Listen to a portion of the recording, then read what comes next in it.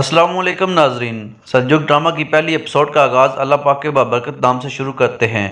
बिस्मिल्लाहिर्रहमानिर्रहीम। इस किस्त के आगाज़ पर सुल्तान अरसलान किला बरजाम पर जंग के मुकाम पर अपने बेटे मलक शाह को नसीहत करते हैं। मेरे बेटे मलक शाह, इस किले को बागौर देखो। मुलकजात में बजंतीनियों के खिलाफ हमारी फतह ने मगरबी फतवात की राह हमवार की है। अब हम बरजाम किला की फतह से मशरक में फतवात का रास्ता हमवार कर देंगे। जब तुम एक दिन सुल्तान बनोगे तो इस विरासत की हिफाजत करना। रवायात ये है कि बेटा अपने वालिद से परचम लेता है और इसे दूर दूर तक ले जाता है, जिस पर मलक शाह अपने वालिद से कहता है, मेरे सुल्तान, मैं इन सरहदों की हिफाजत और सल्तनत को फैलाने की कसम खाता हूँ। अगर मैं कभी पीठ दिखाऊं तो मुझे मेरी तलवार से काट कर काली जमीन के हवाले कर दिया जाए। फिर मलक अरसलान अपने सिपाहियों से मुखातिब होकर कहते हैं, इस किले में एक शानदार फतह हमारी मुंतजिर है। ये तेज तलवारों और मजबूत कलाइयों का दिन है। ये दिन बहादुरों का दिन है। ये अल्लाह की राह में लड़ते हुए तारीख रकम करने का दिन है, शहीद या गाजी होने का दिन। फिर जंग का आगाज़ हो जाता है। इस जंग में हक के रास्ते पर बहुत से जवानों और बहादुरों ने जान की बाजी हारी। इस जंग में मलक शाह जख्मी हो जाते हैं और मलक शाह ये जंग जीत जाते हैं।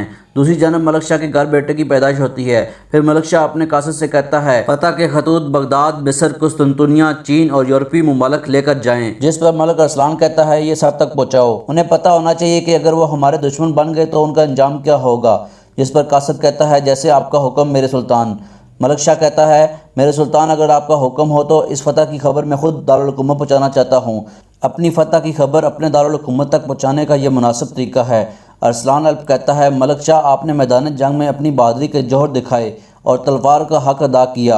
ये न सोचा कि फतह इंसानों की ताकत के जरिए हासिल हुई है। आपको हर वक्त अल्लाह की रज़ा तलाश करने की कोशिश करनी चाहिए ताकि अल्लाह आपको हकीकी फतह से हमकिनार करे और आप हमेशा फतह की खबर सुने। मलक शाह ये खबर पहुँचाने के लिए घोड़े पर सवार होकर चले जाते हैं। उसके बाद अरसलान अल्प सिपाही से कहता है, बरजाम के कमांडर को मेरे पास बुलाओ, उसके साथ कुछ मामलात तय करने हैं। दूसरी तरफ मलक शाह अपने बेटे की जाय पैदाश पर पहुंचता है तो मलक शाह को बताया जाता है कि आपका बेटा हुआ है। जिस पर मलक शाह पूछता है, इसकी मां बसूलो कहाँ है। वहां मौजूद सिपाही कहता है, बच्चे की पैदाइश के बाद उनकी हालत खराब हो गई थी। दाई की भरपूर कोशिश के बावजूद वो बच न सकी। वो एक ऐसी जगह चली गई हैं जहां से वापस आना नामुमकिन है। मलक शाह कहता है, मेरा बेटा अहमद अल्प, आपकी वालदा का इंतकाल हो गया है। अब से आप मेरी आंखों की रोशनी हो। मलक शाह बसूलो की कब्र पर पहुंच जाता है और कहता है, मेरे लिए आपने जलावतनी कबूल की। बसूलो, तुम बच्चे की खुशबू लिए बगैर इंतकाल कर गई। दूसरी जानब बरजाम किला का कमांडर अरसलान अल्प से कहता है, तुमसे खौफजदा नहीं हूँ, मैं हथियार डालने वालों में से नहीं हूँ। जिस पर तेजी से वो कमांडर अरसलान अल्प पर खुफिया तेजी से हमला कर देता है और वो तीर जहर आलूद होता है। अरसलान अल्प जख्मी हालत में आखिरी सांसें लेते वक्त ये कहता है, ये रियासत के लिए सोचने का वक्त है। जल्दी से जाओ और मेरे बेटे मलक शाह को तख्त पर बैठाओ। अगर सुल्तान गिर भी जाता है तो तख्त कभी खाली नहीं होना चाहिए। आखिर वो ख्वाजा निजामुल मुल्क से कहता है, अब से कुस्तुनतुनिया को मलक शाह के साथ फतह करना और मलक शाह को मजलूमों का साथी बनने देना, उसे जालिमों को मारने दो। अब वक्त आ गया है कि अल्लाह का दिया हुआ तख्त एक शख्स को सौंप दिया जाए। ख्वाजा निजामुल मुल्क ये सब मलक शाह को बताता है। अब समझने का वक्त है और तख्त को खाली नहीं रहना चाहिए, नहीं तो बगावत हो सकती है। जिस पर मलक शाह कहता है, इस बच्चे का क्या करूं। ख्वाजा निजामुल मुल्क कहता है कि इस बच्चे का किसी को नहीं पता, लिहाजा ये पोशीदा होना चाहिए। एक जलावतन खातून का बच्चा ख़ानदान में कबूल नहीं किया जा सकता। ख्वाजा निजामुल मुल्क कहता है, आपके पास दो रास्ते हैं, हमें एक रास्ता मुंतखब करना है। एक बेटा आपके दिल में आग लगा सकता है, लेकिन ये हज़ारों दूसरे बेटों को आग में डाल सकता है। फैसला आपका है, बेटा या रियासत। मैदान जंग में जो कसम आपने बाबा के सामने खाई थी उस पर कायम रहो। ख्वाजा कहता है, आपके बेटे को यहाँ से मैं लेकर जाऊँगा। किसी को मालूम नहीं होगा कि ये आपका बेटा है और आप इसे कभी दोबारा नहीं देखोगे और ना कभी इसके बारे में पूछोगे। फिक्र न करें, हम ऐसे कागजात तैयार करवाएंगे जिसमें यह लिखा होगा कि अहमद आपका बेटा है। अगर एक दिन खानदान के खत्म होने का डर हुआ तो हम वही करेंगे जिसकी जरूरत होगी। फिर मलक शाह इस फैसले को कबूल कर लेता है। मलक शाह रोते हुए अपने बेटे को अलविदा करता है। ख्वाजा इस बच्चे का नाम संजार रखता है और कहता है, तुम बड़े होकर एक बहादुर जवान बनोगे। अब से तुम्हारा नाम संजार है ताकि तुम अपने दुश्मनों में नेज़े की तरह घुस जाओ। सल्जूक खानदान का बहादुर बेटा संजार। इसके चंद साल गुजरने के बाद संजार को जवान दिखाया जाता है। जहाँ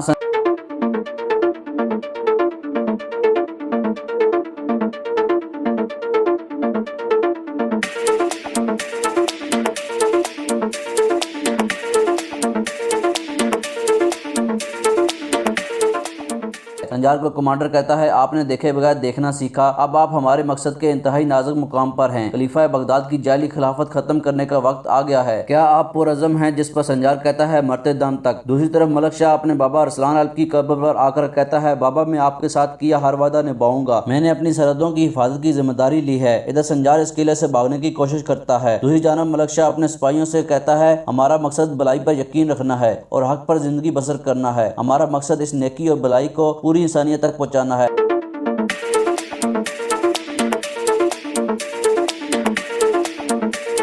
संजार भाग रहा होता है तो एक शख्स उसे दुश्मन से बचाता है। फिर संजार पूछता है, तुम मेरा नाम कैसे जानते हो? तो वो शख्स कहता है, जिन्होंने आपको यहाँ भेजा उन्होंने मुझे भी यहाँ भेजा।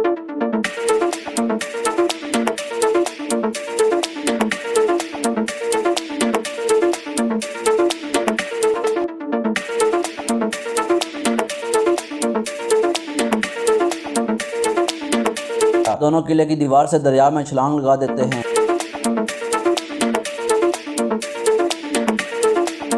तैरते हुए दरिया के एक किनारे से बाहर निकल आते हैं। वहाँ संजार के दोस्त उसका इंतजार कर रहे होते हैं। संजार कहता है, वो हमारे सुल्तान पर हमला करने वाले हैं, लिहाजा हमें जाना होगा। संजार योरगुस को बताता है कि ये अरसलान है, एक बहादुर आदमी, और अरसलान को बताता है कि ये मेरे दोस्त हैं। फिर फौरन वहाँ से चले आते हैं। दूसरी तरफ मलक शाह घोड़े पर अपने बाजार का रुख करता है।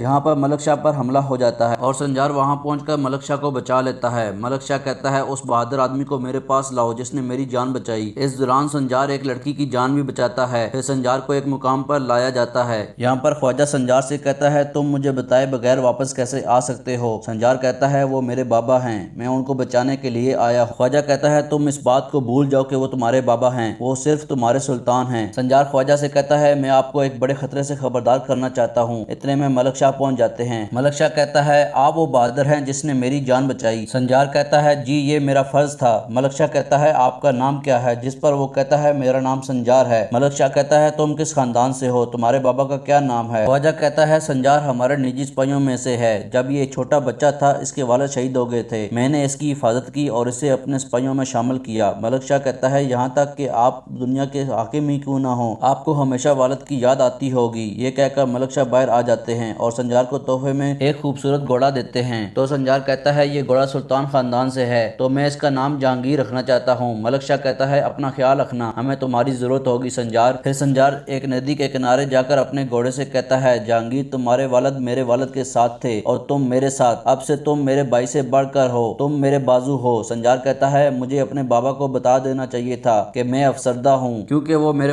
इधर मलक शाह महल पहुंचकर ये कहता है कि जो गाफिल थे मैं उन सबको सजा दूंगा, ये सिपाही मेरी हिफाजत नहीं कर सकते। फिर मलक शाह ख्वाजा से कहता है, तहकीक करो इस हमले के पीछे किसका हाथ है। इधर संजार को वो लड़की मरहम लगाती है जिसकी संजार ने जान बचाई थी। मलक शाह को देखकर उनकी वादा अल्लाह का शुक्र अदा करती हैं। इधर ख्वाजा सबूत से पहचान लेते हैं कि ये हमला किसने किया। सिपाही कबीले में वापस जाते हैं और बताते हैं कि उन्होंने अरसलान को कैदी बना लिया, जिस पर वो सब इंतकाम का नारा लगाते हैं। एहसन खातून कहती है, जब इंतकाम लेने का वक्त आएगा मैं खुद इसका फैसला करूंगी। दूसरी तरफ फिदाई हजरत ये कहता है, हम जल्द सल्जूक हुकूमत को खत्म कर देंगे, और इसका जासूस जो किले में होता है वो भी वहाँ आ जाता है। वो कहता है, उस बुराई को जला आया हूँ जिसने मुझे शैतानी दुनिया में घेर लिया था। अपने मकसद के लिए हमने शैतानों के सरबराह मलक शाह के दिल में खौफ का बीज बो दिया है। हमारे फिदाई शहीद हो गए हैं, मुझे हुक्म दें कि मैं खून बहाकर अपने फिदाइयों की तरह शहीद हो जाऊं। फिदाई हजरत कहता है, हमें आपकी जिंदा जरूरत है, अब आप हमारे मकसद के लिए शैतान के घर में दाखिल हो जाएं। फिदाई हजरत फिर अपना खून बहाता है और कहता है, सातों आसमान में मौजूद इमाम के लिए और अर्श पर मौजूद हमारे खलीफा के लिए मैं इसे अपने खून से मोहर लगाता हूँ। आपका सर कुर्बानी के जानवर की तरह मुकद्दस है। फिर संजार एक खुफिया मुकाम पर ख्वाजा से मिलता है और कहता है, वो लोग उस कत्ल के पीछे थे, मैं इसलिए भागा। ख्वाजा कहता है, ये लोग हमारी आपस की जंग करवाना चाहते हैं। दूसरी तरफ मलक शाह कहता है, वो कौन थे जिन्होंने मुझ पर हमला किया? कमांडर कहता है, निशानात से पता चलता है कि वो अनातोलिया के तर्कमान थे। दूसरा सिपाही कहता है कि वो सलमान शाह के बेटे को कोतलुश और कलीच अरसलान का इंतकाम लेने के पीछे तो नहीं, जिस पर मलिक शाह कहता है कोतलूश को हमने अनातोलिया को फतह करने का हुक्म दिया था, लेकिन उसने नाफरमानी की और बगावत शुरू कर दी। मैं नहीं चाहता कि उसका अंजाम इस तरह हो, लेकिन अगर हम उसको उसके किए की सजा नहीं देते तो कल को हर कोई बगावत करने लगेगा। उसके बेटे खलीज अरसलान को पकड़ा ताकि अनातोलिया के तुर्कमान उसके साथ मिलकर बगावत का आगाज न करें, ताकि भाइयों का खून ना बहे। वो फिर भी इस तरह करने की हिम्मत कैसे कर सकता है? इस घटिया हरकत करने की सजा उन्हें दी जानी चाहिए ताकि रियासत की ताकत जाहिर हो सके। उसके बाद मलिक शाह ख्वाजा से कहता है आप क्या कहते हैं? तो ख्वाजा कहता है वो लोग अनातोलिया तुर्कमानों से हमारे ताल्लुकात खराब करना चाहते हैं, उन पर इल्जाम लगाने की कोशिश कर रहे हैं। इनका मकसद हमें एक दूसरे से लड़वाना है। अगर हम इस बात को यकीनी बनाए बगैर कार्रवाई करते हैं तो हम पर एक जाल में फंस सकते हैं। मलिक शाह कहता है ताजुल मुल्क का कहना है कि शिकार वाज़ेह है और आप कह रहे हैं कि ये एक जाल है, फिर कौन है जिसने जाल बिछाया? ख्वाजा कहता है मेरे ख्याल से इसका जिम्मेदार बातनी है। दूसरा शख्स कहता है वो ऐसा क्यों करेंगे? ये एक छोटी जमात है, तो क्या ये उनके लिए बड़ा हमला नहीं है? वो छोटी जमात है लेकिन वो बहुत कुछ कर सकती है। मुझे ये भी शक है कि वो बातनियों से राब्ते में हैं। फिर मलिक शाह कहता है अगर आसपास कुत्ते हों तो फिर एक शिकारी की जरूरत भी होती है जो उन्हें पट्टा डालकर रखता है, और हमें उस शिकारी की जरूरत है। हम खलीज अरसलान की बहन को पकड़ेंगे, अगर उसमें अनातोलिया का हाथ हुआ तो उसे पता होगा, फिर हम शिकार और शिकारी तक पहुंच जाएंगे। तपार कहता है उसको पकड़ने मैं जाऊंगा। मलिक शाह कहता है मैं चाहता हूं कि संजार भी तपार के साथ जाए। दूसरी तरफ ये सब खबर हसन अपने फिदाई हजरत को बता देता है। इधर संजार अपने कबीले वापस पहुंच जाता है। संजार अपनी वालदा से मिलता है। वालदा कहती है